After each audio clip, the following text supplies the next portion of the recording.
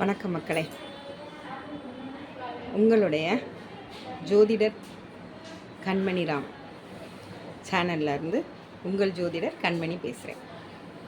வருகிற 17/8/2026 அன்னைக்கு அதிகாலை பிரம்ம முகூர்த்தம்னு சொல்லக்கூடிய அதிகாலை 4:30 உங்களுக்கு ஸ்டார்ட் ஆகுது.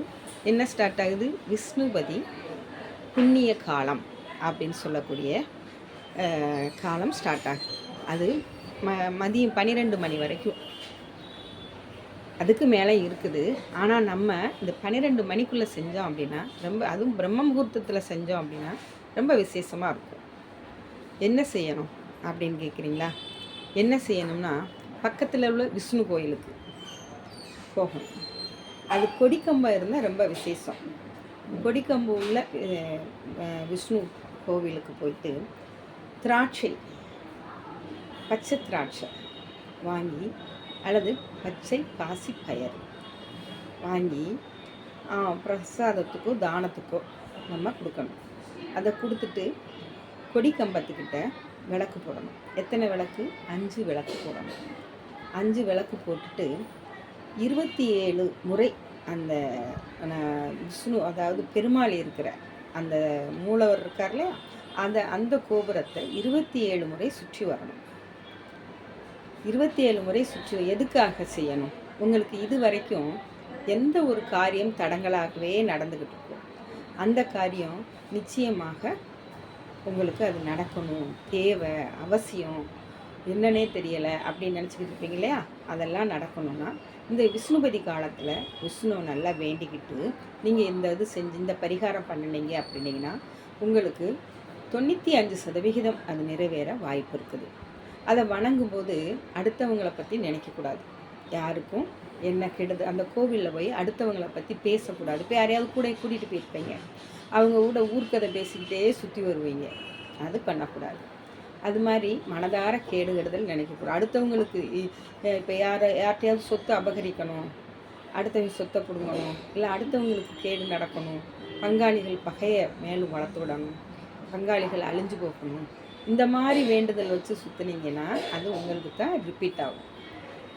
உங்களுடைய பிரச்சனை திருமணத்தடை, புத்திர பாக்கிய தடை, இல்லை ரொம்ப நாளாக சட்ட போராட்டம், அந்த மாதிரி பிரச்சனைகள், இல்லை உடல் ரீதியான பிரச்சனைகள், மன ரீதியான பிரச்சனைகள், குழந்தைகள் பிரச்சனைகள், உங்கள் பிள்ளைகளுக்கு பிரச்சனைகள், இந்த மாதிரி பிரச்சனைகளை தீர்க்கவே முடியாதுன்னு நினச்சிக்கிட்டு இருக்க பிரச்சனைகளை விஷ்ணு பெருமாள் கண்டிப்பாக உங்களுக்கு தீர்த்து வைப்பார். அப்போ இதை நீங்கள் கும்பிடணும், வணங்கி இந்த மாதிரி செஞ்சீங்க அப்படின்னீங்கன்னா 27 முறை சுற்றிட்டு உங்களுடைய குடும்ப உறுப்பினர்களில் அர்ச்சனை பண்ணிவிட்டு வந்து அதுக்கப்புறம் நீங்கள் சாப்பிடணும். அதுக்கப்புறம் சாப்பிட்டிங்கன்னா ரொம்ப விசேஷமாக இருக்கும். அன்னைக்கு அசைவ சாப்பாடை தவிர்க்க வேண்டும். சரி, என்னால் 27 முறை சுற்ற முடியாதுப்பா அப்படின்னு சொல்கிறீங்க. நான் வயசாகிடுச்சு, எங்களால் முடியாது, ஆனால் எங்களுக்கு ஆசை இருக்குது, ஒரு நடக்காத காரியம் ஒன்று இருக்குது, உடல் ரீதியான பிரச்சனை இருக்குது, அதுக்காக நாங்கள் வேண்டி சுற்றணும் அப்படின்னு சொல்கிறீங்கன்னு வச்சுக்கோங்க. அப்போ அதே பெருமாள் கோயிலில் நீங்கள் கொடிக்கம்பத்துக்கிட்ட போய் வேண்டி 5 விளக்கு போட்டுட்டு, நல்லெண்ணெய் விளக்கே போடலாம், 5 விளக்கு போட்டுட்டு நீங்கள் அடிப்பிரதட்சணை இருக்கு இல்லையா, அங்கே பிரதட்சணை மாதிரி அடிப்பிரதட்சணை இந்த இருக்குவார். ஒரு அடி முன்னாடி வச்சு அதுக்கு அடுத்தடி பின்னாடி வைக்கணும், அப்புறம் அடுத்தடி முன்னாடி வைக்கணும், அடுத்தடி பின்னாடி வைக்கணும், இப்படியே வச்சுட்டு போகிறோம் இல்லையா, அதான் அடிப்பிரதட்சணை. அந்த மாதிரி 5 முறை சுற்றி வரணும். 27 முறை சுற்ற முடியாதவர்கள் அடிப்பிரதட்சணை மூலமாக 5 முறை சுற்றினாலே போதும், அதுக்கு உண்டான பலன் கிடைக்கும். எப்படி விநாயகரும் பிள்ளையாரும் மாம்பழத்துக்கு சிவபெருமான்கிட்ட சண்டை போட்டு நாங்கள் அப்பா அம்மா நாங்கள் உங்களை சுற்றி நான் வாங்கிக்கிறேன், விநாயகர் வாங்கிக்கிறார் இல்லையா, அது மாதிரி நீங்கள் பெருமாள்கிட்ட உங்களுடைய உடல் ரீதியான என்னால் ரொம்ப நடக்க முடியாது, செய்ய முடியாது, 27 முறை சுற்ற முடியாது அப்படின்னு நினைக்கிறவங்க அடிப்பிரதட்சணையாக 5 முறை சுற்றி அவர்கிட்ட வரவங்க இப்போலாம் தாராளமாக நடக்கும். எனக்கு நடந்திருக்கு, அதனால் நான் உங்களுக்கு அதை சொல்கிறேன். சரி, எங்களால் அதுவும் முடியாதுப்பா, நான் ரொம்ப வயசானவங்க, 70 வயசுக்கு மேலே, அப்போ நாங்கள் என்ன செய்கிறது? வீட்டில் துளசி மாடம் இருந்தால் அந்த துளசி மாடத்துக்கு சந்தனம் குங்குமம் வச்சு அதில் விளக்கு பொருத்தி அதை உங்களால் 5 முறை சுற்ற முடியும். அது வீட்டு துளசி மாடங்கிறது சிறுசு தானே. 5 முறை சுற்றி வந்து உங்களோட வேண்டுதலை வைங்க. அதே இது அங்கே விஷ்ணு படம் வச்சு வெளியில் துளசி மாடத்தை கும்பிட்டுட்டு வணங்கிட்டு வீட்டுக்குள்ளே வந்து விஷ்ணு பகவான், பெருமாளும் மகாலட்சுமி இருக்கிற படத்தையோ விஷ்ணு பகவான் இருக்கிற படத்தையோ வச்சு விஷ்ணுவும் பெருமாளும் ஒன்று தான், கன்ஃபியூஸ் ஆகிக்கிட வேண்டாம். அதை வச்சு திராட்சை, பச்சை திராட்சை அல்லது பாசிப்பருப்பாக இருந்தால் நீங்கள் அவிச்சு உப்பு போடாமல் அவிச்சு அதை தாளிசம் இல்லாமல் அதை படையல் பண்ணி நீங்கள் வச்சு சாமி கும்பிட்டு வேண்டிக்கிடலாம். கண்டிப்பான முறையில் நடக்கும்.